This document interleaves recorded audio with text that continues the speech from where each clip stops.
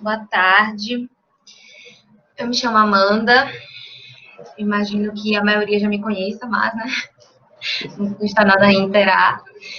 Eu sou co-criadora e co-diretora do Aprendizafro, junto com Luísa, que hoje ela não vai poder estar com a gente, teve alguns imprevistozinhos, mas eu acredito que em algum momento ela entra lá pro finalzinho. E esse é Vitor, o nosso coordenador. Eu acho que é coordenador, ele ainda não se decidiu. Mas eu acho que ele vai ficar nesse cargo aí mesmo.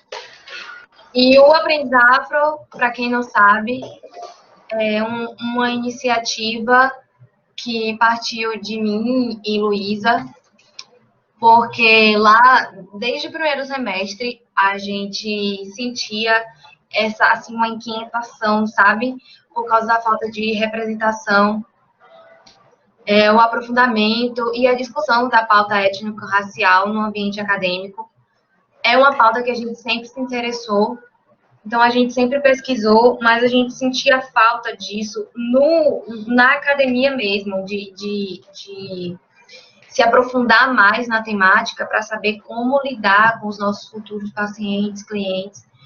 E a gente ficava se perguntando assim, pô, a gente se interessa em pesquisa e só por isso sabemos o que sabemos. Mas e o pessoal que não se interessa por essa pauta? A gente ficava preocupada quando pensávamos nos futuros pacientes dessa galera que não se interessava pelo assunto, de como eles iriam tratar, como eles iriam receber essas pessoas, se elas não sabiam nem o básico, nem a teoria. Então, o aprendizado toma corpo após um posicionamento antirracista que surgiu dentro da nossa sala. E aí, isso foi no quarto semestre, e a gente percebeu o quão era grande o despreparo da turma no debate, sabe? E a importância que o assunto faz na nossa formação, já que somos profissionais de saúde. Então, isso no quarto semestre, aquela preocupação que a gente tinha lá no primeiro semestre, que a gente conversava, eclodiu no quarto semestre. Então, somos uma intervenção de caráter permanente, organizada por alunas, hoje por alunos e para alunos, com a parceria da academia. Então, os nossos objetivos é difundir a informação sobre a questão étnico-racial, incrementar o plano de ensino com pensadores pretos e racializados, despertar e encorajar o debate consciente sobre a temática racial, capacitar profissionais que entendem a necessidade de reconhecer os níveis de opressão que regem e estruturam o nosso país, e fazer apelo a favor da diversificação do corpo docente na instituição, que seja de forma proporcional, além de contemplar alunos racializados que não se veem nos conhecimentos e pensadores abordados em sala. Então, os nossos objetivos são todos esses. A gente já conseguiu realizar algumas coisinhas, continuamos na luta aí. Estamos sempre abertos a receber novas demandas, novos objetivos, novos assuntos, tudo, gente. A gente sempre brinca que o aprendizado só não trata sobre determinado assunto porque você ainda não trouxe isso para a gente, porque ainda não surgiu a ideia, não foi passado para nós no aprendizado. Então, só por isso que não tratamos dessa temática. Para a galera que tem interesse em entrar no aprendizado, a gente trata exclusivamente sobre pautas étnico-racial, mas não precisa ser preto para poder entrar no aprendizado. Aceitamos todos, gente. A gente não faz essa separação, não. Para participar do aprendizado, não independe da sua cor, da sua raça e tudo mais. Enfim, hoje temos grupos de estudos, grupos de pesquisas, e isso surgiu, a gente pensou em grupos de estudos para que eles permitissem que alunos e professores que queiram se aprofundar na temática racial se juntem para transformarem vivência em ciência. Então, a gente iniciou com o projeto Aprendiz Afro lá no quinto semestre, só com o grupo de estudos. Hoje a gente tem grupo de pesquisa também. Temos vagas nesse semestre, temos vagas para as pessoas que queiram participar como... esqueci o nome. Ouvintes. Isso, como ouvintes. Nossa, toda vez eu vou esquecer o nome de ouvintes. Como ouvintes. No semestre que vem a gente abre para a galera que quer fazer parte da pesquisa mesmo. E com isso a gente visa a produção acadêmica em questões raciais, promoção de eventos sobre as diversas questões raciais e minoritárias, execução de ações externas à faculdade com população em vulnerabilidade socioeconômica. E aí, essa parte, a gente pensou, quando estávamos estruturando no quarto semestre, mas a gente já estava em pandemia, pensando de que forma. A gente só vai conseguir colocar isso realmente em ação quando acabar a pandemia. A gente ainda não conseguiu pensar em uma forma que a gente coloque essas ações externas à faculdade, mas a gente mesmo assim estipulou isso como um objetivo, como algo futuro, para não esquecer, sabe? Para não deixar passar. A ideia é que com os grupos de estudos e grupos de pesquisa, a gente desenvolva estatísticas e precedentes que possam embasar a necessidade de um núcleo de estágio direcionado apenas a questões raciais. Então, esse é o Aprendiz Afro. Bem resumidinho para vocês saberem mais ou menos do que se trata, o que fazemos. Para quem estiver interessado, pode entrar em contato comigo, com Luísa ou com Vitor, falando com a gente pelo Instagram, lá no Projeto Aprendiz Afro. Para o pessoal que tem o nosso número, pode falar também no nosso número, mandando e-mail. Enfim, gente, em todas as formas de contato que a gente estabelece, vocês podem entrar em contato. Estamos de portas abertas sempre. Então, a nossa proposta de hoje é a diversidade de gênero e sexualidade. E aí a gente trouxe esse tema de viva a sua verdade. E deixa eu ver se eu estou esquecendo de alguma coisa, porque hoje quem iria iniciar era Luísa, mas aconteceu um contratempo, então eu não estava preparada para abrir a aula hoje. Quer falar alguma coisa, Vitinho? Não, estava esperando só concluir. Então tá. Então essa é a nossa proposta. A ideia de hoje é que a gente tinha feito como uma roda de conversa, mas acho que não vai ser, acho que vai ser possível, né? Tem gente suficiente aqui para conversar com a gente. Eu espero que participem. Mas, de qualquer forma, a gente vai tentar adaptar de uma forma que fique mais informativo e, quem sabe, no nosso próximo encontro, na sexta-feira que vem, a gente pode reatar o assunto de hoje antes de iniciar o próximo assunto. E aí a gente faz uma breve discussão, não sei, de 30 minutinhos, para falar, se vocês se interessarem, claro, pelo tema de hoje. Então, por favor, ao assistir a gravação, anotem coisinhas para não esquecerem. E aí, na semana que vem, a gente debate. A gente entra em uma roda de conversa mesmo, que seria para hoje, a gente faz na semana uns 30 minutos, 40 minutos, mais ou menos. Prontinho. Tá, agora... E a gente pensou, né, nesse momento em que a gente fosse estar fazendo essa roda de conversa, a gente trouxe alguns casos para a gente conversar, para a gente refletir e a gente, né, ouvir vocês, né, o que é que vocês acham, o que é que vocês pensam, e a partir disso a gente está desenvolvendo. E aí eu vou apresentar a vocês agora o caso 1, tá? Vou ler o caso e aí posteriormente a gente discute. Caso 1. Eduardo Fernandes fazia consultas em um hospital público do Rio de Janeiro. Chamou um nome para a sala. João da Silva. Era o que estava escrito no papel. Do nada, uma mulher trans se levanta. Muitas risadas e constrangimento por parte do resto da sala de espera. Eduardo não se sente bem. Durante a consulta, Eduardo pergunta qual o seu nome. Yasmin Victoria, ela responde. A consulta não era nada grave, era uma dor na lombar. Após a consulta, Eduardo se desculpou, né? Falou, Yasmin, não esqueça de voltar após a medicação. e desculpe a confusão que fiz com os nomes.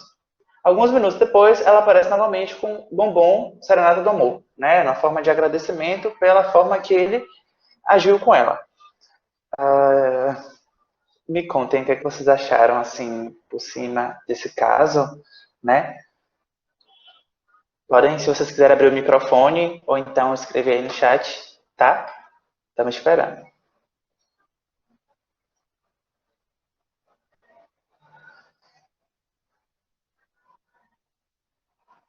Tá, eu vou iniciar então. Eu tava esperando ter a oportunidade de povo falar. Eu também. Eu acho, assim, na minha opinião, com base no meu achismo mesmo, eu acredito que a postura dele foi a melhor postura que podia ser tomada. Assim, ele meio que se adequou ao momento. A ficha da paciente estava escrita com o nome errado, ele não tinha como adivinhar que era uma mulher trans e tudo mais. E assim, como a gente inclusive falou na semana passada, quando a gente trouxe uma introdução sobre o não binário, eu acho que se encaixa perfeitamente nesse caso também, quando eu disse assim, o importante é você perguntar. Se você não sabe como se dirigir à pessoa, pergunte. Não é vergonha nenhuma perguntar, inclusive é sua obrigação. Saber como a pessoa quer ser chamada. Então, eu acredito que quando ela entrega um bombom serenata de amor para ele, é como forma de agradecimento a esse respeito que ele deu a ela, sabe? De ter o tato de perguntar qual era o nome dela e a partir dali seguir conversando com ela com o nome que ela escolheu, que é o nome dela, né? O nome dela, justamente. Eu achei, assim, sensacional. Eu digo a você, quando você falou que ia trazer um estudo de casa, esse estudo de casa, eu preferi nem ler. Eu fiz, eu não li. Eu fiz, eu vou deixar para ouvir junto com a galera. E realmente foi uma surpresa, porque eu imaginava, e quando você falou que ia trazer o estudo de casa, eu imaginava que você ia trazer algo polêmico, do tipo, ela não foi respeitada, sabe? Ela foi desrespeitada na frente de todo mundo. E além desse constrangimento de ser chamada pelo nome errado, né, o nome de batismo, que ele continuou com esse desrespeito com ela, mas não, eu me surpreendi. Gostei. Acho que tem que aprender com o Eduardo Fernandes. Com certeza. É importante a gente pontuar, né? A primeira postura do médico é uma postura humana, de respeito, de você fazer aquele acolhimento, de você ouvir, né? Que é o que normalmente as pessoas deveriam estar fazendo, né? Como a Amanda falou, de você estar nessa postura de aprender, né? De você se colocar no lugar do outro, tentar contornar aquele constrangimento, né? E como o Liz falou aqui, na ficha da paciente deveria ter o nome social. Exatamente, né? Acredito que tenha sido algum erro por conta da parte né, da própria administração ali da recepção, que não colocou o nome da forma correta, né? O nome social dela. E a gente falando sobre o nome social, a gente até lembra, né, que existem ferramentas que são comumente utilizadas hoje, que servem para a gente estar acolhendo, respeitando, né, e incluindo essas pessoas rotineiramente, na vida, né, em todo e qualquer lugar. E uma dessas ferramentas é a linguagem não binária, né, que aí eu vou passar agora o bastão para a nossa querida Amanda. Eu só vou comentar uma outra coisinha sobre essa questão do nome. Tem algo também, né, do que eles falou aí, que na ficha do paciente, da paciente deveria ter o nome social. Gente, eu não entendo, às vezes rola uns erros assim, bizarros, porque no sistema tem a opção de nome social, a pessoa colocou o nome social, mas mesmo assim, quando a ficha é liberada, ela vem com o nome de batismo. Isso, eu já vi isso acontecer muitas vezes mesmo, inclusive na nossa faculdade. Eu tô falando porque eu já fiz, quando eu fiz aquela análise, né, institucional que a gente faz todo semestre, eu coloquei isso dessa questão da ficha, porque eu já tinha presenciado algo desse tipo, da pessoa ter colocado o nome social e mesmo assim continuar na chamada o nome de batismo. E o que foi feito durante um tempo foi acordado com os docentes que o nome era tal e que tinha que ser chamado por tal nome. E aí eu lembro que às vezes bagunçava, era muito constrangedor, porque às vezes alguns professores acabavam esquecendo mesmo assim, e ia na força do hábito chamando, e era um pouco constrangedor. Eu também já percebi em locais públicos, tipo, quando eu fazia depilação no espaço laser, por diversas vezes eu já vi mulheres constrangidas porque tinham sido chamadas pelo nome de batismo e elas corrigirem várias vezes. Inclusive, eu já presenciei um momento onde uma mulher ficou muito chateada porque ela já tinha corrigido algumas vezes e mesmo assim insistiam em chamar ela, insistiam em permanecer na ficha o nome de batismo. E então, é muito complicado, essa situação é muito chata, sabe? Porque nem todo mundo tem condições, ou tempo, ou paciência, ou várias coisas, assim, ou sorte do nosso governo adiantar essa mudança de nome e tem que ficar passando por esse constrangimento durante tanto tempo. Fala, Bruninha. Na minha sala, teve uma situação dessa de não constar lá na chamada. E aí alguns professores chamaram a pessoa para falar o nome. E aí eles mesmos mudaram, porque o sistema não tinha mudado. Nem sabia que os professores podiam trocar. Muito bom, ainda bem. Maravilhoso.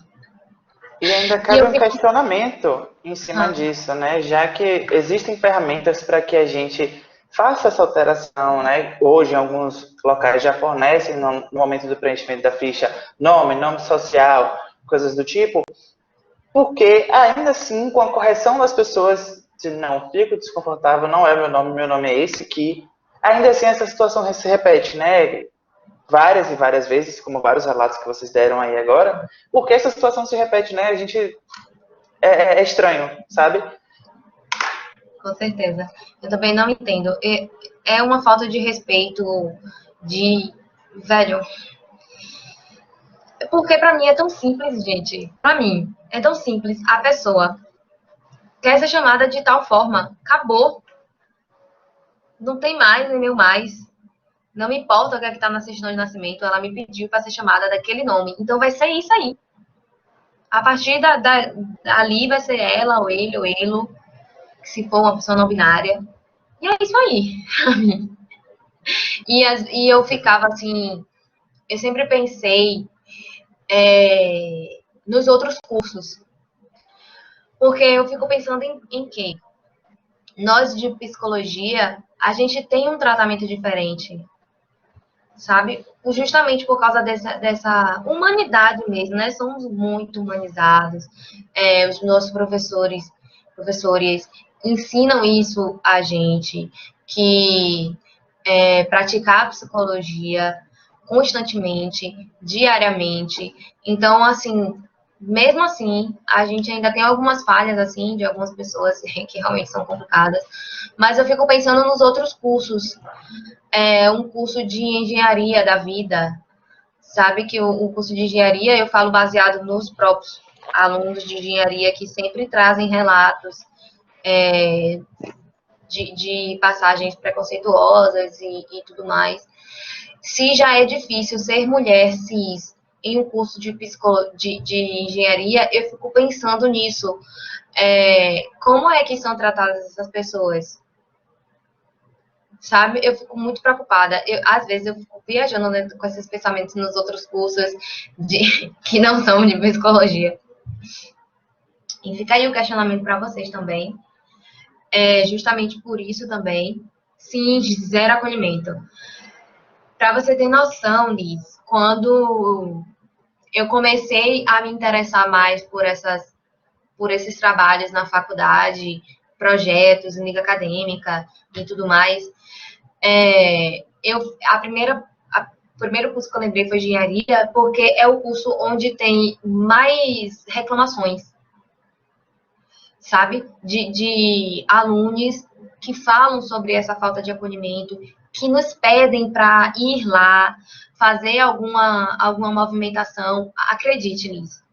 Pedem a nós de psicologia, ao pessoal de serviço social, que faça alguma intervenção no campus lá, porque eles são muito carentes. Eles são extremamente carentes desses tipos de acolhimento, de projetos, e tudo isso que a gente vê em psicologia, em serviço social, no próprio direito, essas coisas.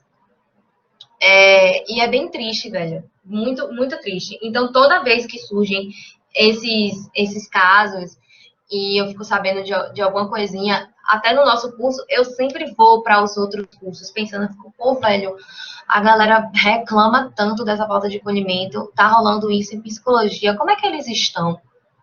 Como é que tá? Eu fico pensando, inclusive, em acolhimento de tudo, assim, de instituição, de coordenação, de tudo.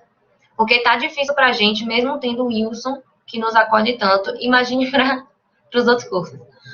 Fala, Vitinho. Eu me lembro que teve uma situação lá na faculdade, lá no próprio CPB, né? Que o que aconteceu? Tinha uma aluna trans, se eu não me engano, eu não vou saber especificar agora exatamente, mas era uma pessoa trans, né? Teve uma situação no momento da entrada na faculdade, acho que estava sem a carteirinha, né? E o documento de identidade estava com a foto antiga, né? E aí mesmo a pessoa mostrando o documento, informando a matrícula, enfim, ela não conseguiu entrar no ambiente da faculdade. E aí teve que uma professora descer para reconhecer essa pessoa para conseguir entrar na faculdade, né? E aí a gente imagina o nível de constrangimento que é você ficar na porta da instituição, né? Que você é cliente, né? E você não conseguir entrar. Você Aí, ainda sentiu, não foi, amigo? Que você paga e não conseguiu entrar. além Imagine. de você ser aluno, você é cliente, né? E assim, o mundo inteiro acontecendo ao redor e você lá, parado, parade, né? Enfim. Oi, amiga. Entre, por favor. E tava aqui esperando você entrar para você trazer o seu relato, sua vivência pra gente. Vim dar o ar da graça, né? Tá todo mundo me escutando? Perfeitamente. Acho que sua Maravilha, internet a gente estava só não doidinha para pode. você usar ela hoje. Só para ela te silenciar no meio da fala. Eu cheguei agora, inclusive, vou contar a história completa, né? Cheguei agora, eu tava descoronizando o meu corpo neste momento. Porque é aquela coisa toda, né? Chegar da rua tem que fazer isso. Aí, enfim, meu relato, né? O que é que eu fui. Maravilha. Bastou Luísa começar a falar. Magalhães Neto, né? Como é que é o processo, né? Luísa, Transexualizador e tal. Oi, cortou, amigas. Ele parou assim, ó. Eu Repete um fui pouquinho. e aí parou. vixe, grande internet. Eita, nossa. Deixa eu pegar aqui o fone, deixa eu ver se dá uma melhorada, dá uma ajudada.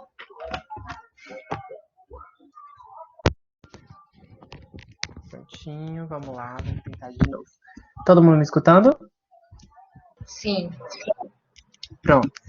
Então, tá, para explicar um pouquinho, não do meu relato, enfim, mas do processo em si mesmo, do o processo aqui de saúde da população trans e travesti de Salvador. Então, como é que funciona, basicamente, né? A gente estava falando enfim, esse estágio todo é dedicado, né, a questões de saúde da população LGBTQIA+, e dentro disso a gente tem várias especificidades, né? Eu só consigo falar, infelizmente, não, na verdade, felizmente estou muito feliz com a minha categoria, eu só consigo falar de pessoas trans nesse momento. E da dedicação que o nosso Sistema Único de Saúde tem para as pessoas trans, em especial, né? Então, eu comecei toda a trajetória, né? Você tem que fazer uma revisão de toda a sua vida, né? Você decide, não é nem uma decisão, mas você decidir repensar essa questão de gênero, você se abrir para entender o incômodo ou as questões que têm te ferido nesse sentido de gênero é uma questão à parte, né? Isso aí, realmente cada um vive uma experiência específica. Eu passei pela transição já depois da minha maioridade. Outra questão que é muito específica minha. Eu tenho também uma família estável, eu sou de classe média, classe trabalhadora. Na época que eu fiz a minha transição, eu ainda estava empregada, então eu tinha uma certa renda fixa para me manter. Então tem vários marcadores aí que tornam a minha história um pouco especial e um pouco mais, deixa eu ver, linear, né? A palavra seria essa, um pouco mais linear. Tudo bem até aqui? Sim, Tudo perfeitamente. ok. Maravilha. Então, com tudo isso, eu tive acesso, por exemplo, a fazer terapia. Fazer terapia foi ótimo. Eu entrei na terapia pensando que eu estava fazendo terapia para descobrir se eu era trans ou não. Na verdade, estava bem estabelecido.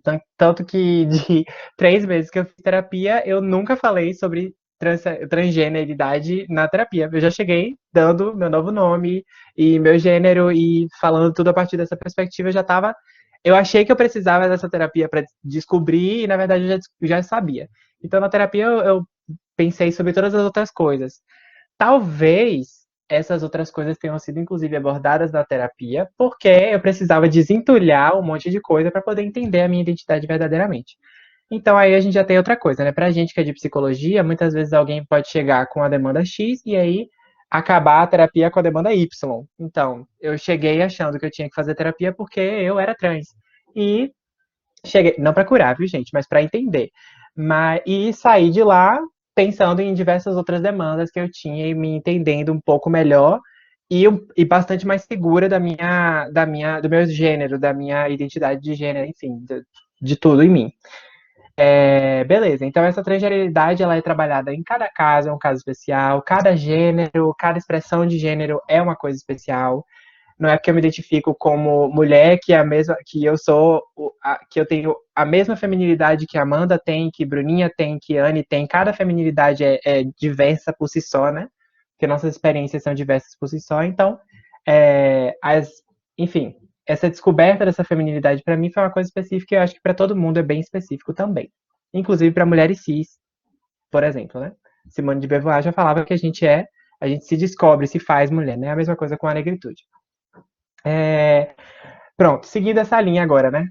Depois que eu passei pela terapia e nessa perspectiva de, sei lá, desentulhar a minha cabeça para poder pensar o meu gênero, eu fui fazer o tratamento também. Eu fui iniciar o processo dentro do Casarão da Diversidade. Na minha época, o Casarão da Diversidade funcionava ainda. Eu não sei se ele está funcionando perfeitamente agora por causa da pandemia e tal.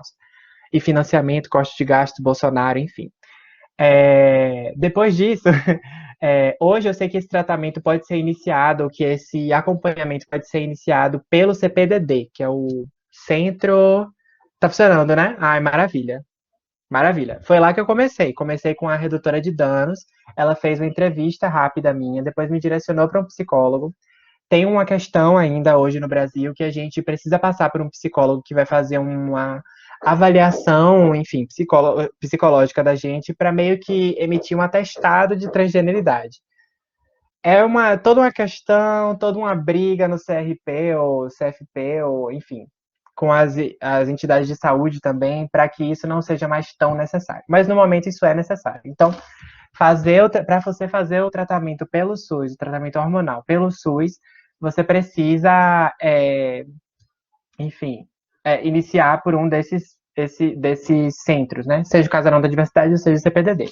Eu comecei pelo Casarão da Diversidade, como eu disse, passei pelo processo com a redutora de danos, que foi Maria Joana, incrível também, que inclusive esteve no evento do Aprendizado semestre passado. Depois passei por um psicólogo incrível também de lá do centro, não me recordo o nome, mas ele era maravilhoso.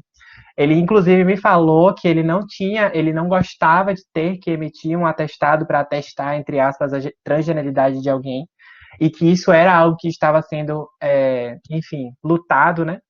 Não sei, realmente não lembro. Mas, não, Fábio é do CPDD, eu acho. Eu acho que eu falei com o Fábio no CPDD, Aninha. Mas aí tava lá, tava rolando, e ele me explicou que, inclusive, as pessoas estão lutando para que a gente não tenha mais que passar por um processo tão burocrático de uma heteroclassificação, né, como transgênero, uma heteroidentificação como transgênero, né, pelo sistema, para que você possa exercer a sua identidade de outras maneiras, né?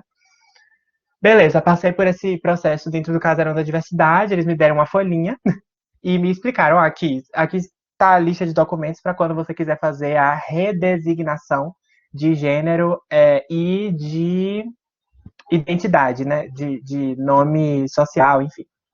Nome social, para quem não sabe, é o nome que a pessoa utiliza enquanto o nome dela ainda não consta nas documentações.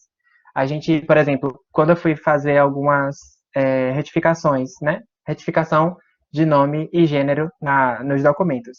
Aí eu já tinha que levar, por exemplo, no título de eleitor, ele perguntou nome social, eu falei não, nome civil. Porque o meu nome já estava no RG e ele já tinha que passar meu nome como RG mesmo, como o nome que estava constando já nos meus documentos. Era só uma atualização do meu título de eleitor, por exemplo. Então, a gente usa nome social só até o momento da retificação de nome e gênero nas documentações. Como esse processo é bastante caro, altamente burocrático também, enfim, exige várias idas e vindas. Tem gente que, inclusive, tem estrutura e não consegue fazer o processo, como algumas pessoas que eu conheço, porque é um processo muito moroso e, enfim, vários gatilhos ao longo dele. Porque a gente já está falando não só do sistema de saúde, que já não é muito preparado para isso, mas a gente está falando também de um sistema de cartórios e de saques e, enfim, aplicativos, coisas que não são muito flexíveis. Mas, enfim, estava falando lá do Casarão da Diversidade. Depois que eu finalizei o meu processo pelo Casarão da Diversidade, eu fui para o ambulatório Magalhães Neto. E aí eu levei o meu atestadinho, o meu relatório do Casarão da Diversidade para o ambulatório Magalhães Neto. Tive uma primeira consulta com a enfermeira que fez a minha triagem. Depois eu retornei lá para uma consulta com a endocrinologista, com uma ginecologista e com uma estagiária de endocrinologia também. E a gente fez a primeira sessão, a primeira consulta. Inclusive, meus pais apareceram de surpresa, porque eu não esperava. Meus pais apareceram de surpresa e ficaram na consulta comigo, e, enfim, conversaram com a minha doutora, a doutora Luciana, que é um amor de pessoa, recomendo ela a todo mundo. Sempre bom, ela eu acho que é referência aqui em Salvador, ela que fez o ambulatório Magalhães Neto, inclusive ela que fundou, né, aquele ambulatório, ele existe por conta dela. Ou seja, meu tratamento não seria possível sem ela. Então, a doutora Luciana é uma figura muito importante aqui em Salvador. E ela explicou todo o processo para os meus pais, tranquilizou muito meus pais com relação à hormonização, bloqueio, etc. Explicou também alterações de humor, alterações de corpo, alterações, tudo para mim e para eles. Porque é muito incomum que pessoas trans tenham rede de apoio e família para poder acompanhar no tratamento. Então eu tenho eu não diria privilégio porque é meu direito, mas assim, é uma vantagem, né? É uma vantagem de poder ter uma rede de apoio, uma rede familiar para estar comigo durante esse processo e me assegurar de alguns direitos. Então, a doutora Luciana fez todo esse processo, deu essa ajuda aí nesse início, e eu comecei a fazer o meu tratamento. Então,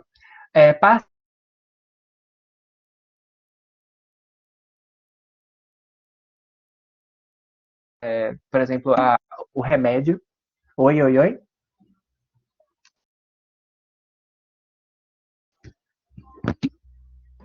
Fala de novo, amiga. Parou no, por exemplo. Pronto. Meu tratamento, tá me escutando? Meu tratamento é feito pela metade, Sim, pelo agora SUS, perfeito. E metade eu pago, por exemplo. Eu tenho aqui o meu remédio, que é passado também pela doutora Luciana, só que ele é o hormônio, por exemplo, ele é passado por doutora Luciana, mas eu tenho que arcar com o valor dele. Já o bloqueador é fornecido pelo SUS. Ou seja, já aí você já tem um divisor de águas, porque se eu não tivesse dinheiro para bancar esse hormônio que eu compro, que é de boa qualidade, eu teria que me harmonizar por fora. Ou seja, já ia ser um gasto que nem todo mundo tem como arcar. E é um gasto constante, porque é uma terapia longa, é uma terapia extensa. A harmonização, né? Enfim, então você tem que ter, e também tem que ter um acompanhamento, isso exige deslocamento, e deslocamento exige dinheiro. Tem válida, então? Pensei que fosse para sempre. Validade, o tratamento Ah, tem que ser não. para sempre, assim, você tinha que tomar o remédio forever. Não, na verdade não tem que nada, né? Esse tratamento, como ele é muito, como a ciência há muito pouco tempo ela começou a se debruçar nas questões das pessoas trans. Então, os tratamentos eles não têm um período de dizer, até porque cada corpo é um corpo, a genética influi muito no processo. Então, você tem pessoas que vão se harmonizar por um ano e falar, ok, as mudanças que eu consegui, já estou ok com elas, vou só manter. Aí abaixa a harmonização, abaixa o bloqueio de hormônio X ou Y e segue daí, ou então corta tudo, não quero mais hormônios, estou bem com o meu corpo, estou feliz aqui. Pronto, tem gente que nem chega a se harmonizar. A transgeneridade também não passa necessariamente pela hormonização. A hormonização é bem uma decisão mesmo. Tanto que a primeira pergunta que você é perguntada, que você é questionada, quando você entra no sistema de pessoas trans, ou do ambulatório, por exemplo, transexualizador, que eles compreendem que você quer alterações no seu corpo. No meu caso, queria feminilizações do meu corpo, entre aspas, né, seja lá o que isso for. Então eles já perguntaram quais são as alterações que você busca, quais são as alterações que você deseja. E a partir disso, você já tem que pensar a respeito, né? Se você nunca pensou a respeito disso, talvez o seu corpo em si não te incomode, seja só uma questão da sua identidade mesmo. Ou às vezes tem gente que tem uma disforia muito alta, então as pessoas já chegam com a demanda cirúrgica, inclusive, uma demanda, por exemplo, a gente tem taxas muito altas tanto de disforia quanto de depressão e de suicídio entre homens trans em específico. Por quê? Porque eles têm os intrusos que eles chamam, né? Os relatos são muito, inclusive, são muito violentos. Se eu pudesse, eu cortava fora, se eu pudesse, eu tirava fora os intrusos, que no caso são as mamas, né? Os seios, o peitoral avantajado. Então, essa questão da disforia de gênero é muito forte para algumas pessoas e por isso que a gente às vezes acaba compreendendo a transgeneridade como, enfim, essa disforia como um sintoma de uma transgeneridade. Mas a disforia não é um sintoma, a disforia é um reflexo de uma sociedade que não prepara os seres humanos, né? Que não prepara os seres humanos para lidar com os seus corpos e com as identidades que são designadas. Então, se a sociedade não fosse transfóbica, muito provavelmente a disforia em si não seria um problema tão grande que geraria tantos suicídios, tantos problemas mentais. As pessoas compreendem a transgeneridade como uma coisa que está nas pessoas trans. Só que, na verdade, se não existisse transfobia, se as pessoas não fossem designadas a um gênero no nascimento de maneira automática, ninguém seria trans, porque as pessoas estariam, enfim, passando para os gêneros que elas querem ocupar. Não teria uma mulher trans, seríamos todas mulheres.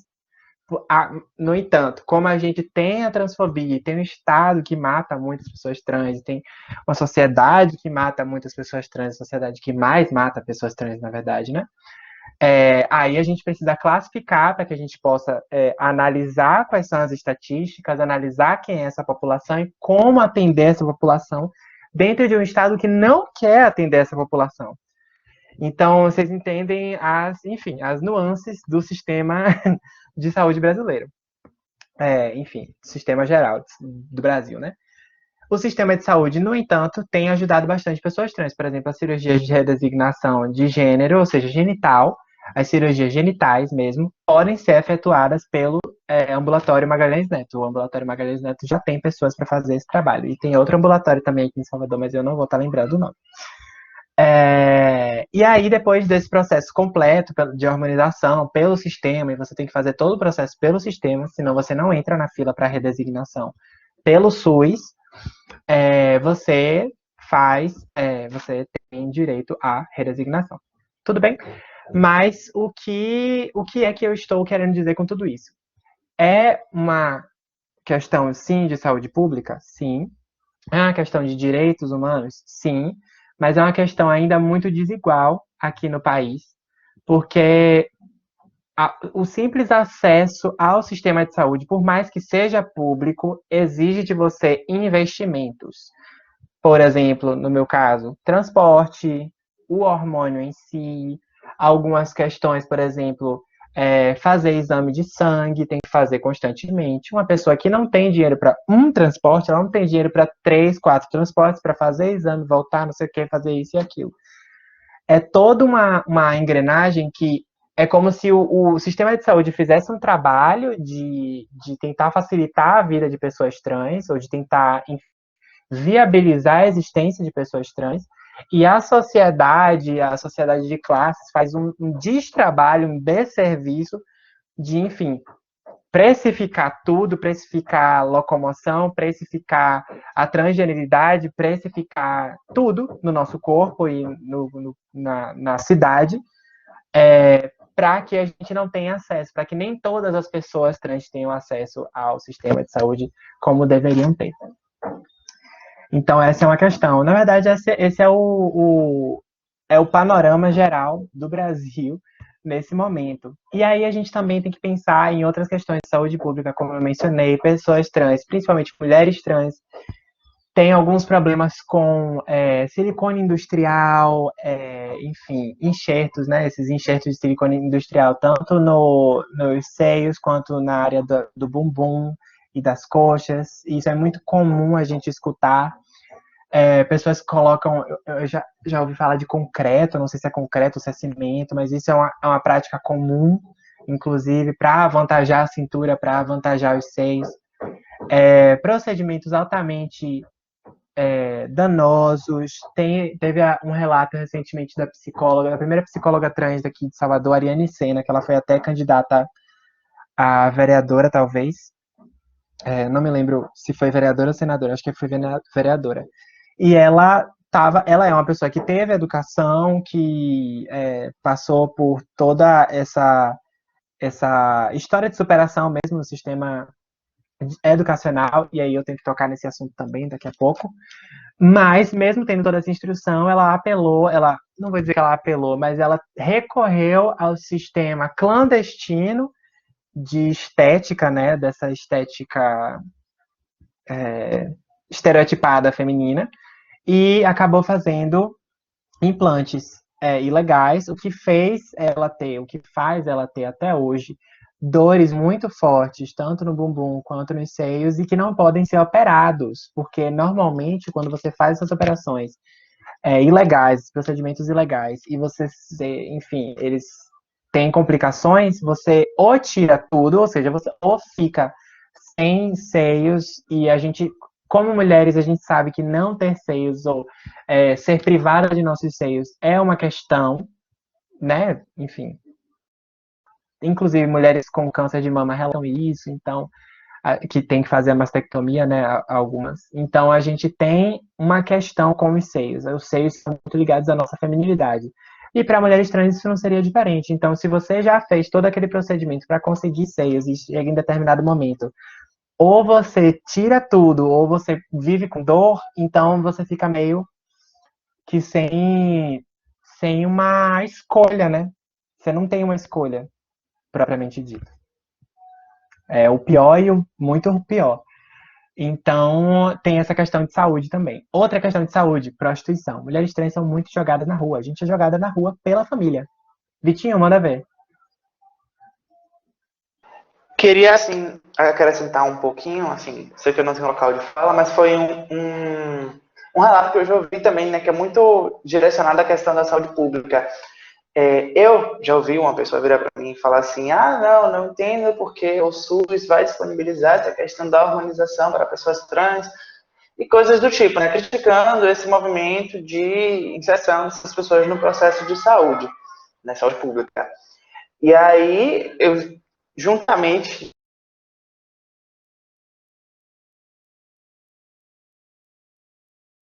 né, das pessoas, as pessoas que estavam no processo de transição. Cortou o que eu falei? Vocês ouviram até que parte? Foi porque minha internet está oscilando. Parou juntamente. Ai, que ódio.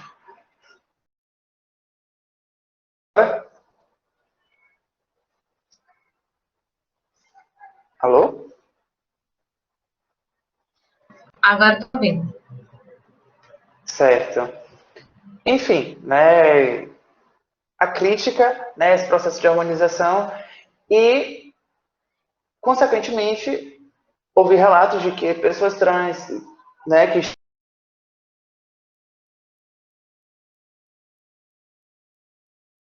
de certa procedência, né, você não sabe qual é a procedência do coisa, comprados clandestinamente e onde era feita a autoaplicação, né, do hormônio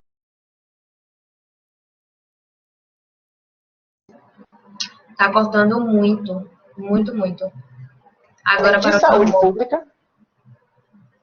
Ai, meu Deus. Eu vou trocar a internet, mas Tá. tá dando para entender a ideia do que eu tô falando? Então, eu entendi o que você estava falando, só que cortou em algumas partes. Tá caindo aqui de novo, eu vou trocar a internet, um minutinho só. Enfim, pode Certo. levar, que aí depois eu complemento. Tá. Prontinho, Pode gente. Eu acho, pronto, eu vou falar um pouquinho da questão também da saúde pública com relação à prostituição, né? Como mulheres trans, e aí a gente vai voltando um pouquinho, né? Se a nossa sociedade odeia mulheres trans, e pessoas trans no geral, mas mulheres trans sofrem um pouco mais com essa questão. Se a nossa sociedade já odeia mulheres trans, enfim, nossa sociedade já odeia mulheres, ponto, né? Então, ela vai odiar muito mais mulheres trans, porque são mulheres que escolhem abdicar, entre aspas, desse local de masculinidade, que tem um certo privilégio, então ela decai duplamente e ela se torna, agora, além de mulher, ela é uma mulher trans. Então, ela é muito menos do que qualquer ser humano, né? Então a gente já tem uma sociedade que odeia mulheres, que odeia muito mulheres trans e que é muito crente. A nossa sociedade tem uma cristianidade, enfim, uma moralidade cristã muito forte. E eu falo isso como mulher cristã, então não tenho problema nenhum de falar que a cristianidade da nossa sociedade está acabando com o nosso país. Bolsonaro, ponto. E aí, né, a gente tem essa sociedade que tem uma moral cristã muito forte, muito hipócrita, porém muito forte, e acaba jogando essas pessoas trans para fora do seio familiar. Então a gente já nega essa primeira rede de apoio, que é uma rede de apoio, como eu já disse, muito importante no processo, né, no processo da pessoa trans.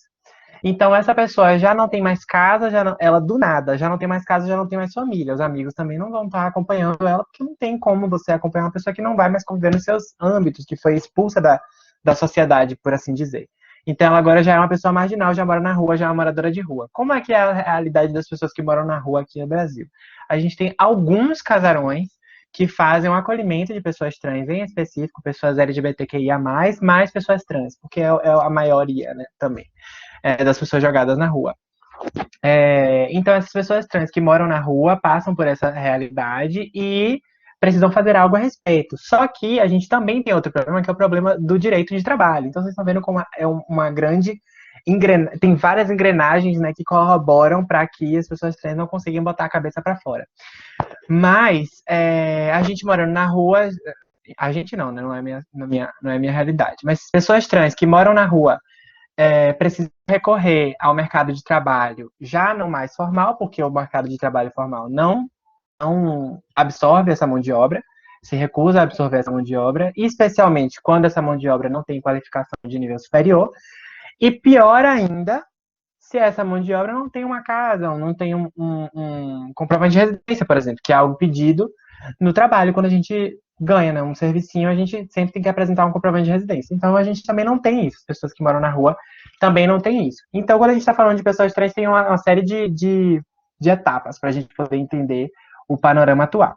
Mas aí, beleza. Com essa pessoa sem opções, essa pessoa não tem opções, o que é que ela vai fazer? Bom, o nosso país, ele, além de ser o país que mais mata mulheres trans, ele também é o país que consome maior quantidade de pornografia com pessoas trans, especificamente com mulheres trans. Então, qual é o mercado que se abre para essas mulheres? O mercado do sexo. O que não é aqui um julgamento de valor acerca da profissão de sexo. A profissão de sexo é a profissão mais antiga do mundo, é um serviço que é requisitado, que tem demanda na nossa sociedade, e que tem pessoas que fazem esse serviço tranquilamente, com segurança, com saúde, com, enfim, com profissionalidade. É um serviço, ok. Mas pessoas trans que recorrem, que apelam para esse serviço, não estão fazendo uma escolha, não estão tomando uma decisão. Então, eu poderia estudar, eu poderia trabalhar e eu poderia ser profissional de sexo. Ok, vou escolher ser profissional de sexo. Isso é uma escolha. Mas quando você mora na rua, ninguém te emprega, ninguém te abriga, então você precisa dar um jeito de viver, de conseguir comer, de conseguir dormir, de conseguir alguma coisa para você se fazer em algum momento, né? Então, pessoas trans têm muita presença na prostituição, tanto no Brasil quanto em países como Itália, Espanha, enfim, países europeus também. A gente, eu não diria que a gente exporta, mas existe muito esse tráfico de mulheres trans também para o exterior, brasileiras. Então, algumas coisas que também aparecem. Com isso, como a gente não tem, como mulheres trans não tem escolhas, é uma questão que acontece muito, né? Essa dimensão de escolha, essa dimensão de opção não existe para mulheres trans. Então, essas mulheres trans que já não têm afetividade, condição econômica de viver e condição, enfim, de moradia, elas vão ter que se submeter a diversas coisas que profissionais do sexo que fazem isso por opção não precisam submeter. Que no caso é, enfim, não se protegerem durante o serviço, não, na verdade, não terem nem noção de como se proteger durante o serviço, fazerem o serviço por valores muito baixos, é, sofrerem violências, espancamentos, estupros, tráfico, enfim, tráfico de órgãos, todo tipo de coisa. Então, a violência nesse meio é muito forte e a gente tem vários problemas que vão decorrer dessa prostituição compulsória de pessoas trans, especificamente de mulheres trans. Homens trans não têm tanto esse problema, não temos uma estatística tão grande quanto temos de mulheres trans na prostituição. Não sei a razão, realmente, infelizmente. Enfim, e aí a gente segue para a próxima ideia, que é saúde pública das pessoas trans, além do resto que a gente já tinha falado, né? Que a gente está falando agora de ISTs, perdão. ISTs, infecções sexualmente transmissíveis, isso. E é especificamente de HIV, que, vejam bem, a gente tem a PrEP, a gente tem a PEP, a gente tem o coquetel, que é proporcionado pelos casarões, inclusive o Casarão da Diversidade faz esse trabalho, esse serviço de distribuição e aplicação da PrEP, da PEP, enfim, que são, deixa eu explicar, né? Tem a PrEP um coquetel, uma série, é um tratamento que você faz antes de se expor ao HIV, e a PEP é um tratamento que você faz depois de se expor ao HIV ou vice-versa. Talvez eu esteja fazendo bagunça. Mas existem essas possibilidades. Se você sabe que você vai se expor ao HIV, por exemplo, pessoas que trabalham com serviço do sexo, profissionais do sexo, elas precisam tomar a PrEP, fazer um tratamento para que não adquiram o HIV. E depois que essas pessoas, enfim, aconteceu um acidente, você acabou sendo exposta ao vírus do HIV. Pronto, agora você vai tomar a PEP, porque você, enfim, já foi exposta, enfim, o leite já está derramado, mas não precisa chorar, tem um jeito. Toma a PEP, faz o tratamento que você tem chances de não contrair aquele vírus, não contrair o HIV. Fez tudo isso, contraiu mesmo assim? Ok, agora você vai voltar para o sistema de saúde para fazer o tratamento para HIV, para que você não se torne uma pessoa com AIDS, que AIDS já é outra coisa, né? Quando alguma doença oportunista se magnifica e aí acaba, enfim, levando a pessoa a adoecimento maior e provavelmente óbito. Então, a gente tem uma população LGBTQIA+, assim, em geral, uma população que tem muito essa essa circulação do HIV em geral, mas a população trans está muito mais exposta por conta da questão do serviço sexual. Depois disso, a gente tem que pensar também no sistema educacional, porque não basta você ter família, você ser de classe média, e etc. Como vocês estavam falando aqui do sistema de saúde, do sistema educacional também, quando, enfim, ocorrem problemas com relação a nome, etc., com gênero, banheiro é uma questão complicada também. Complicada não, era bem simples de resolver, mas as instituições complicam. Tudo bem até aqui? Tá todo mundo escutando? Não tô falando rápido demais? Tô ouvindo tudinho. Tá tranquilo. Maravilha. Eu já me acostumei a você falando muito rápido, então não tenho como responder. Beleza. Quando a gente está falando, então, do sistema educacional, a gente está falando desse sistema que vocês citaram, por exemplo, de um sistema que não compreende linguagem não binária, de um sistema que não compreende nome social, que não entende essas mudanças que acontecem, enfim. E aí você tem todo um sistema também, Salvador Card, tem que falar com o MEC, tem que pegar histórico escolar com nome retificado, é uma série de coisas. Gente, é uma série de coisas. Muitas coisas mesmo. O processo completo deve custar aí em torno de R$ 500 para você fazer todas as modificações dos seus documentos, e depois você ainda tem que fazer as modificações secundárias, né, que são essas que eu estava falando.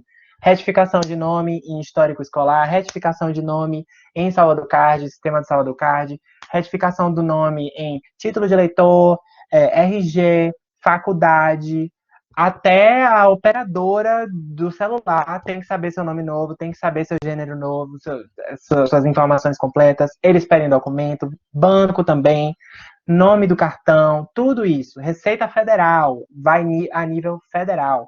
Não é uma coisa papum, resolveu, vamos lá, resolveu, tenho dinheiro, vamos lá. Não. Não, a certidão de nascimento é uma série de documentos, é algo em torno de 13 documentos, e eu não estou falando das certificações secundárias. Então, assim, muita coisa, muita grana, muito deslocamento, muita paciência, resiliência, estrutura, que nem todo mundo tem. Beleza.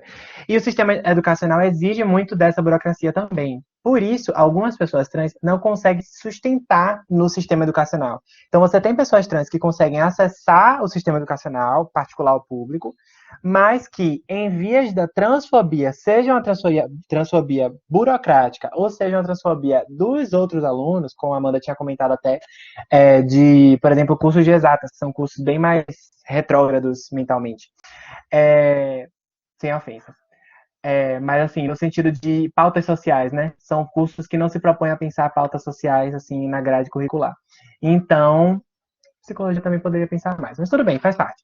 A gente, né? A gente sabe, então, que essa transfobia que existe no sistema educacional, assim como o racismo que existe no sistema educacional, empurrando pessoas negras para fora do sistema educacional, a gente tem também a transfobia empurrando pessoas trans para fora do sistema educacional. Porque não basta você conseguir chegar, você tem que conseguir se manter e formar. E depois, meu amor, que você se formar, você tem que conseguir um emprego. E aí? Porque as pessoas não vão te levar a sério como você sendo uma pessoa trans, mesmo você mostrando um documento, mesmo você sendo bilíngue, mesmo você tendo diversas experiências, formais ou informais, dentro do seu campo de trabalho, mesmo você tendo interesse, mesmo você desenvolvendo atividades extracurriculares, você, às vezes, não vai poder atuar, por exemplo, em áreas, por exemplo, área escolar. A área escolar é uma área que não se cogita para pessoas trans, porque é uma área altamente preconceituosa. Não porque as escolas não queiram receber essas pessoas, também, mas não só por isso, mas pior ainda são os pais dessas crianças que vão estar no mesmo ambiente com a pessoa trans. Porque as pessoas não compreendem que a transgeneridade não é, né? No caso, não é uma pandemia de transgeneridade. É só uma coisa que você não é uma doença, não vai pegar. As crianças não vão pegar, não vão começar, enfim, a agir de maneira, enfim, de uma maneira do sexo ou do gênero oposto, porque viram uma pessoa trans. Então é isso que gera uma pessoa trans. Então, tem algumas áreas que são altamente fechadas para pessoas trans. Áreas formais, particularmente, como eu já citei, escolar, organizacional pode ter uma abertura maior, mas também é uma área muito fechada. A área acadêmica é uma das áreas que tem que eu, pelo menos, tenho visto uma grande parte de mulheres trans adentrando, né, como Jaqueline de Jesus, a gente também tem na área política com Ariane Sena, tem também Erika Hilton, Erika Malunguinho, enfim, ambientes que têm uma abertura maior por, enfim, não darem todo aquele suporte necessário. Mas eu espero não estar devaneando, eu espero estar conseguindo seguir uma linha aqui. Mas é porque é muita coisa, gente, é muita coisa para poder cruzar aqui.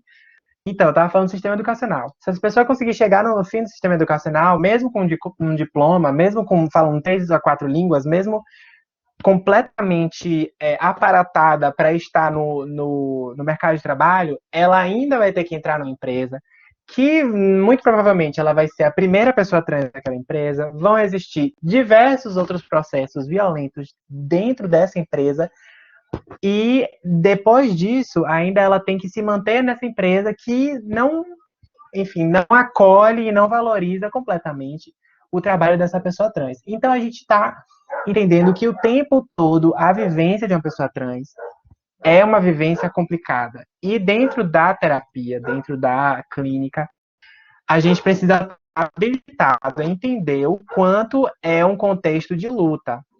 Porque a gente, como projeto Aprendizado, por exemplo, a gente fala muito de pessoas negras estarem em todos os âmbitos. E aí, quando você cruza, né, faz essas intersecções de diversas mazelas sociais, você tem uma pessoa que tem uma carga muito forte de luta diária. Então, não é só a gente falar de resiliência, só a gente falar de seu sucesso depende só de você, porque isso não vai resolver para aquela pessoa. A nossa terapia vai ser inútil. Nossos 5 anos de faculdade vão servir para nada, porque você está na frente de uma pessoa que você não consegue fazer o procedimento terapêutico com ela.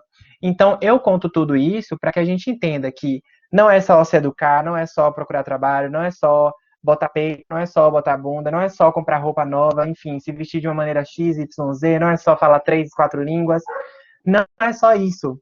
Isso eu estou falando de áreas formais, porque quando eu vou falar de afeto, aí o negócio quebra para outro lado completamente diferente, porque é um suporte que pessoas trans normalmente são negadas. Normalmente, não posso reclamar muito disso, mas normalmente é um suporte que pessoas são negadas. Então, por exemplo, amigos e família, que é a base da sustentação de uma pessoa mesmo, sustentação moral, para ela se conservar, para ela se entender como uma pessoa de valor. Essa base é retirada de pessoas trans, do nada, porque essa pessoa trans, até ali, ela estava vivendo com tudo isso. Mas quando ela passa pelo processo da transição, tudo isso é arrancado dela e ela tem que continuar sem isso. Então, é toda uma readaptação dentro dessa vida, além das readaptações com a própria identidade, com as acomodações, com as mudanças do corpo, porque mesmo você desejando as mudanças acontecem, e às vezes você tem que se readaptar a esse novo corpo. E readaptar também um novo olhar da sociedade. Então, por exemplo, assédio, nossa, assédio é uma coisa muito complicada. Então, pra gente, para as mulheres, né, enfim, a gente sabe como assédio acaba com o nosso dia, acaba com nossa dignidade do modo geral. Então, essa pessoa trans vai ter que também se adaptar não só ao assédio que ela vai sofrer por ser trans, e pelas violências que ela pode sofrer por ser trans. Então, toda vez ela vai sair na rua sabendo que pode ou não ser espancada até a morte. Então, é uma possibilidade de 50-50. Assim como a gente sai na rua, assim como nós, como mulheres, saímos na rua todo dia, sabendo que a gente pode ou não ser assediada ou estuprada. É 50-50, a gente nunca sabe, né? Então, não diria nem 50-50, né? Eu acho que é mais chance de acontecer do que de não acontecer, infelizmente.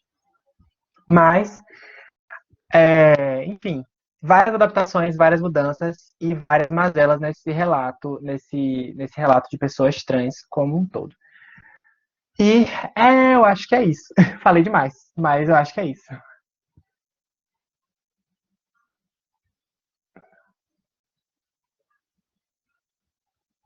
Gente querida, deixa eu falar aqui rapidamente que eu vou precisar ir para a reunião. Eu fiquei aqui me alongando, eu queria ir embora, não queria ir embora. Fiquei aqui, de fato, esperando. Que bom que que eu pude ouvir essa primeira fala, assim, nessa primeira parte da fala de Lu, inteirinha, assim, muito, muito rico. Lu, gratíssima pela sua abertura, pela troca, né, pela sua confiança, e acho que é muito, muito, muito especial poder ouvir a tua jornada. Acho que você fez uma síntese, assim, nossa, é, magnífica, de fato, assim, você conseguiu fazer um registro e um panorama, né, dessas questões e desses atravessamentos, né, da experiência de pessoas trans, falando de mulheres e homens trans, inclusive, e riquíssimo. Lamento que a gente não tenha aqui hoje gente pessoal específico do nosso estágio, já até te mandei um recadinho lhe convidando para que venha especificamente ao estágio, se você puder, para que a gente fale mais sobre esse lugar da assistência, que vocês também trouxeram lá no início no caso, né, para a gente discutir.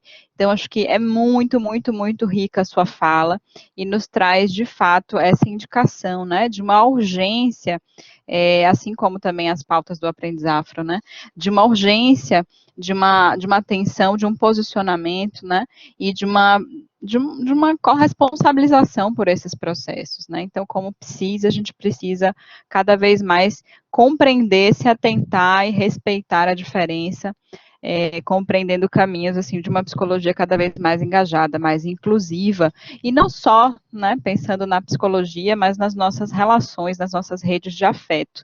Então, muito, muito, muito, muito obrigada por tudo. Eu vou precisar sair, mas eu volto, se mais adiante ainda estivermos por aqui, eu volto para a gente seguir dialogando, mas de antemão fica aqui a minha gratidão pela nossa troca de hoje, viu, gente? Um beijo imenso para vocês, sigamos em todos os espaços, né, que estamos juntas, e é isso. Obrigada, prof. Já aceitei lá, viu? Já topei tudo. Muito obrigada, A gente. gente é multi, né, Lu? A gente manda aqui, manda lá, responde aqui, responde lá. Já topei tudo. Maravilha, vai ser um Obrigadão. prazer, o pessoal vai ficar em êxtase. Inclusive, eu queria já fazer uma proposta aqui, da gente pensar no Aprendiz Afro em uma rede de apoio, né, e de acolhimento a pessoas trans no nosso curso. Tem um estudante, enfim, dentro de um dos estágios também, e que eu adoraria que ele te conhecesse, que ele trocasse com você. Então, nesse sentido, acho que a gente podia pensar, né, como é que o Aprendiz Afro pode proporcionar também, talvez, esse espaço de troca, de apoio, né, para estudantes negras, para estudantes trans, né, então acho que a gente pode amadurecer essa ideia. Acho que essa experiência comunitária pode muito nos ajudar nos processos de manutenção da saúde e de permanência na universidade, né? Com certeza. Anota aí, quem sabe a gente consegue fazer.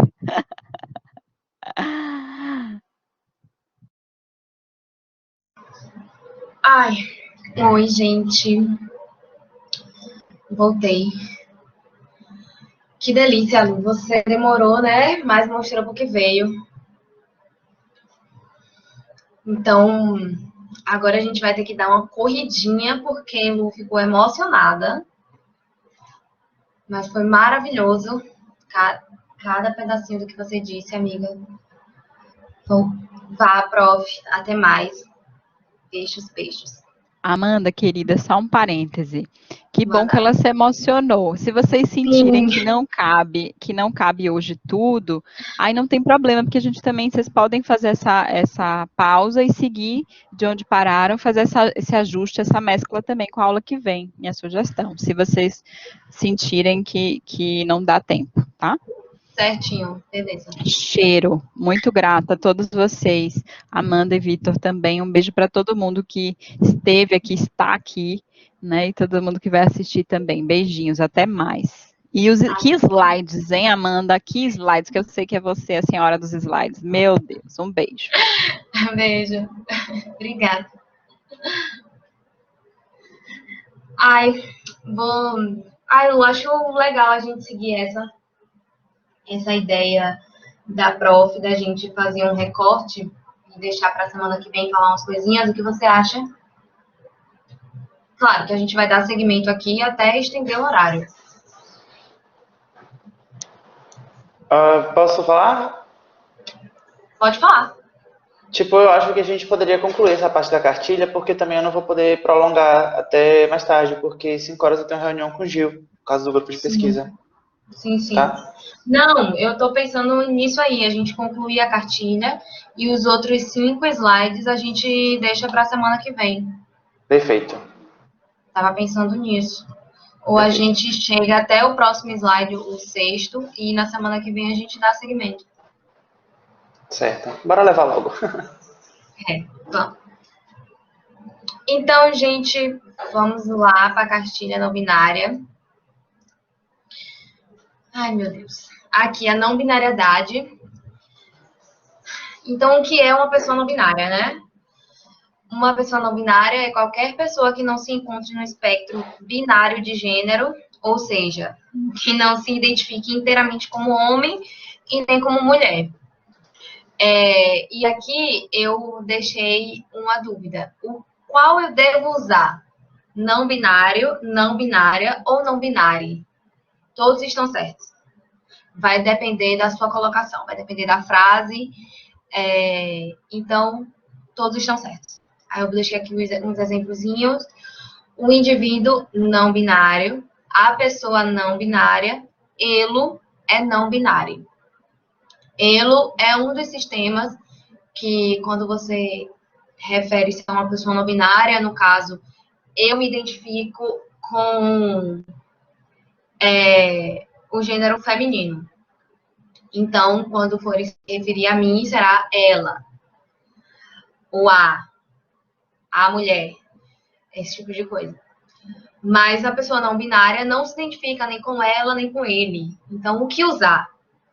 O que você vai usar é o elo, o sistema. Na verdade, existem 4 sistemas, mas eu prefiro usar o sistema elo por uma questão de preferência mesmo. Eu acho que eu me adaptei melhor, fica mais fácil para mim. Mas eu vou falar aqui para vocês. Existem 4 sistemas: o elo, o ili, o ilo e o el. Acho que se fala assim. Dá para anotar aqui, né? Aqui. Dá sim. Tá. Eu vou colocar aqui os sistemas para vocês, sabe? Tá muito claro.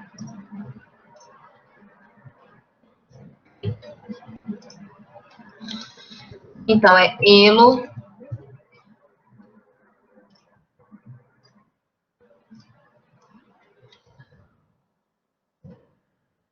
ili,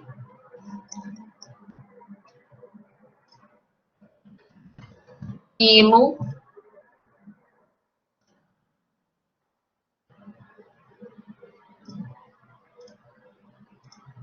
peraí que eu escrevi errado. Enfim, não vai dar para escrever aqui, porque vai atrapalhar. São esses 4 sistemas que existem. E vamos lá. Substantivos e adjetivos. No caso, as terminações com A e O. Como você vai escrever? Você vai trocar pelo E. Então, por isso que quando a gente fala de aluna, aluno, a gente troca pelo aluno. A gente troca sempre pelo E. As terminações em A e O. E aí fica linde, expose, fine, alune, essas coisas. As terminações com CO e K, a gente troca pelo que ou é.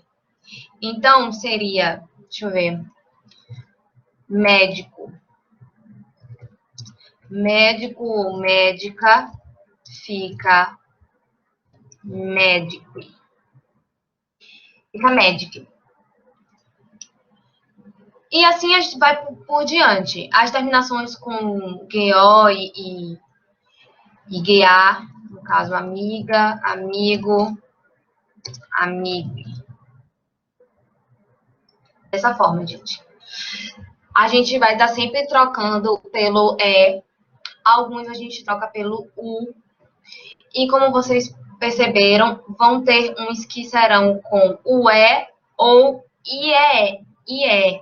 que no caso são questões no plural. Por exemplo, quando falamos de professor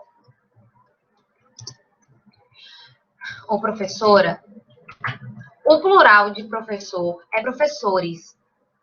Então, se você fala professores, você está sendo binário. Entende? Então, como é que a gente deixa essa palavra de forma não binária? Vai acrescentar o IE e ficaria professories. E a forma da pronúncia é a mesma, professories. Então, terminações com R, no plural, sempre você irá acrescentar IER. Trabalhador, trabalhadore, trabalhadories. Administrador, administradore, administradories. As terminações com R, sempre, ao colocar no plural, será acrescentada o IES.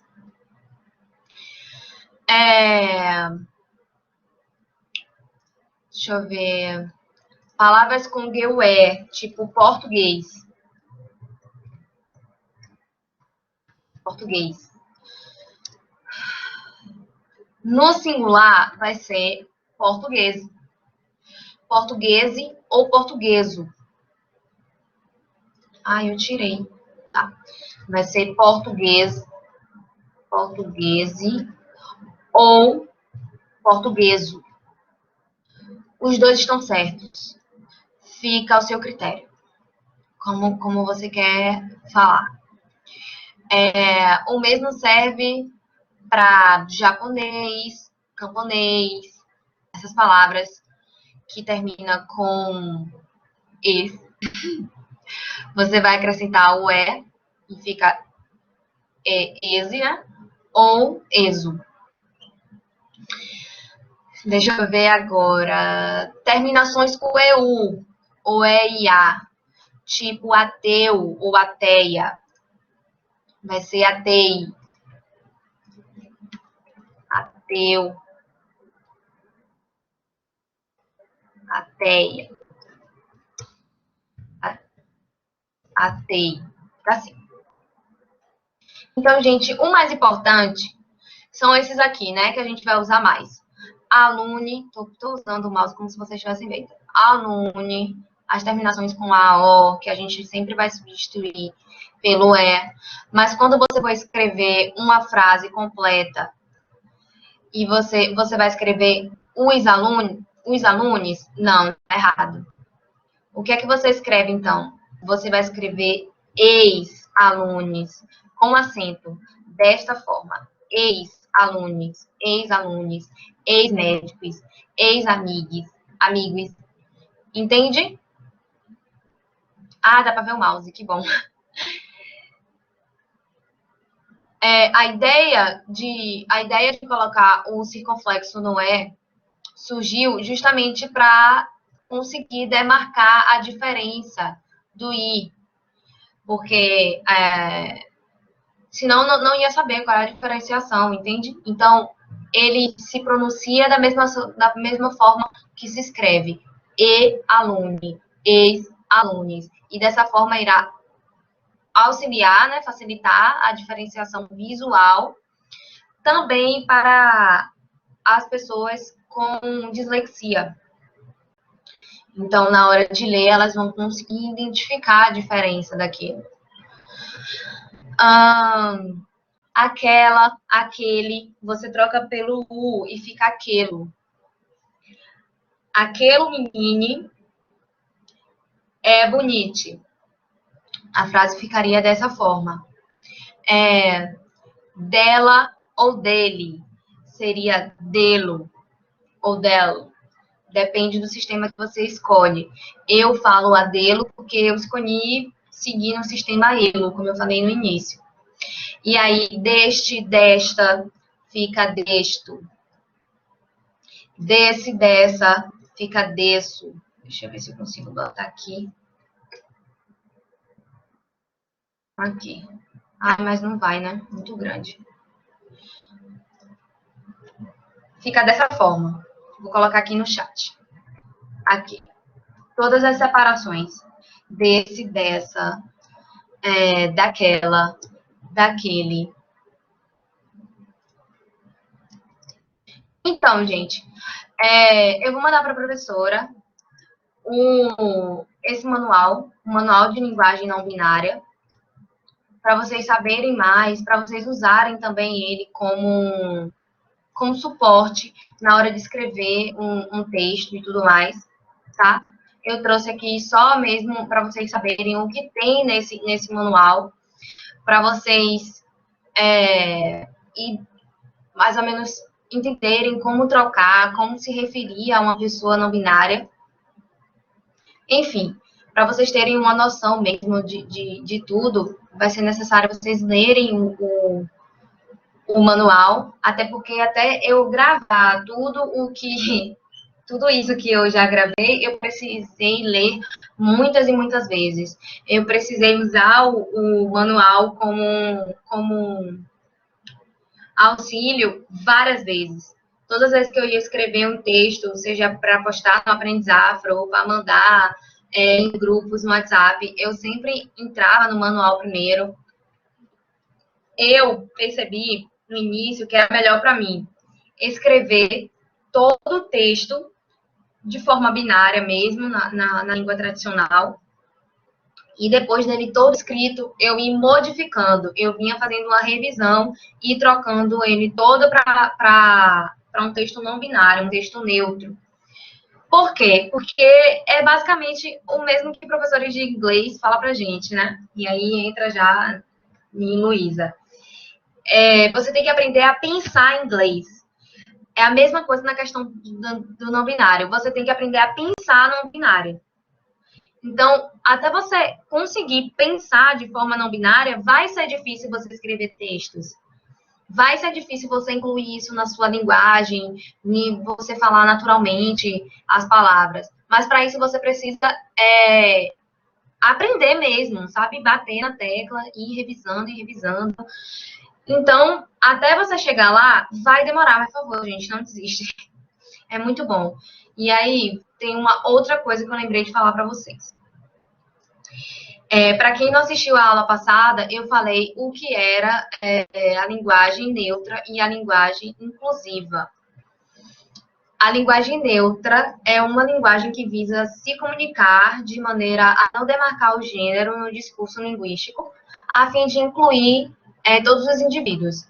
Aplica-se a pessoas não binárias, bebês intersexo, ao nos referirmos a um grupo de pessoas com mais de um gênero, ou quando não sabemos quais pronomes usar com determinadas pessoas.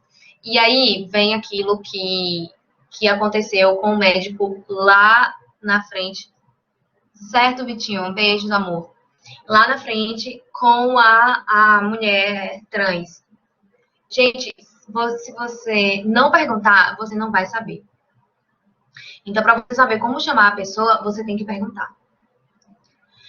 Entende? Se ela não te falar logo de cara, mas é chato, né? Ninguém chega se apresentando. Oi, eu sou tal pessoa e sou não binário. Ninguém faz isso. Tá? Mas você conhecer uma pessoa nova, como é que você vai saber como se referir a ela? Você tem que perguntar. O ideal é você perguntar à pessoa. Tem pessoas que são não binárias, mas também elas não se importam de serem chamadas pelo gênero ela ou ele, entende? Elas realmente não se... Tem pessoas que realmente não se importam, mas já tem pessoas que se importam, que machucam e tal. Então, vocês precisam perguntar sempre. Se você chegou em uma sala de aula e quer saber como falar, você pergunta, tem alguém aqui nessa sala de aula que é não binário? E aí, se alguém diz que sim, você segue toda a sua fala de forma neutra ou inclusiva. E aí, o que é uma linguagem inclusiva? A linguagem inclusiva visa não demarcar o binarismo de gênero. Então, você não vai usar nada, nem não binário, nem binário.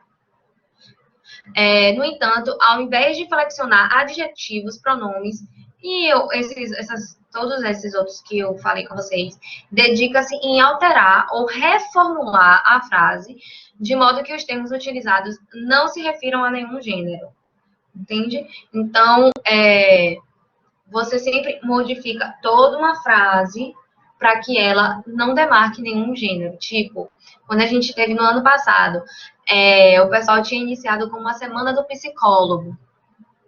Tá errado. E as psicólogas? E os psicólogos? Entende? Então, a gente modificou para a semana da psicologia. Dessa forma, ficou inclusivo e não neutro. Tá? Eu também friso sempre as pessoas não usarem o X e o arroba. Por quê? Essa é uma adaptação que funciona, entre muitas aspas, apenas na modalidade escrita da nossa língua. Porque na modalidade oral torna-se impronunciável, gente. Como é que você vai pronunciar o X e o arroba? Eu costumo dizer que quando você bota isso, você vai pensar como? Como é que você pensa quando você vê aluno com X no final? Você vai pensar aluno. Eu sempre penso O ou A. Entende? Ou você vai pensar aluno ou você vai pensar aluna. Você não vai pensar alune. Então não é neutro. Entende? Isso também dificulta o acesso de pessoas cegas, surdas e com TEA. Que são as pessoas com o espectro autista. E as dislexas, já que esse tipo de conteúdo não vai facilitar para elas não vão conseguir ler, elas não vão conseguir entender. Por quê? Porque elas usam os softwares, né? Que são aqueles aparelhos que leem. Eles são usados para auxiliar na leitura de textos. Então, assim, eles não reconhecem essas palavras com os marcadores X e arroba. Ou seja, gente, ao invés de incluir, você exclui. Porque nem todo mundo vai entender, nem todo mundo vai ter acesso ao que você está querendo passar. Então, não faz sentido continuar usando o X e o arroba. Tá? Então, a gente vai deixar... Na verdade, esse manual de linguagem neutra tem lá na bio do nosso Instagram, lá no Aprendizafo. Então, se vocês quiserem saber mais, acessem esse manual. É um manual que foi escrito por Johnny Cae. Ele é uma pessoa não binária. E, assim, tem tudo, sabe? Tem tudo, tudo, tudo. Tem os 4 sistemas, tem substantivos e adjetivos, artigos definidos e indefinidos, preposições, pronomes determinantes, pronomes oblíquos, possessivos, demonstrativos, indefinidos, relativos, qualificadores, numerais, ordinais, cardinais, universais e palavras irregulares, fora que tem algumas dicas também. Então, assim, é um manual muito completo. É literalmente uma aula de português, uma nova aula de português. Então, baixem, sério, porque para eu poder passar para vocês tudo muito completinho, teria que ser uma aula só disso. Eu tinha planejado dar uma aula só disso para vocês, mas muito maravilhosamente, Luísa deu aula hoje, foi perfeito. Então, a gente pode marcar para um outro momento. Enfim. Como eu disse, eu pensei da gente separar a nossa aula de hoje. Então, eu vou encerrar nessa parte aqui. Que os próximos temas seriam a sigla LGBT, QIA+, um caso sobre uma entrevista de assassinato de gays nos anos 80.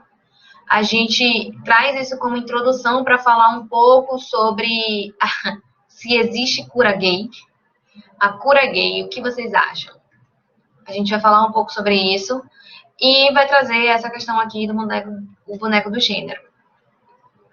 A gente trouxe essas partezinhas e foi isso que eu falei lá no início com a professora, que a gente tinha pensado em um encontro mais dinâmico, onde a turma participasse.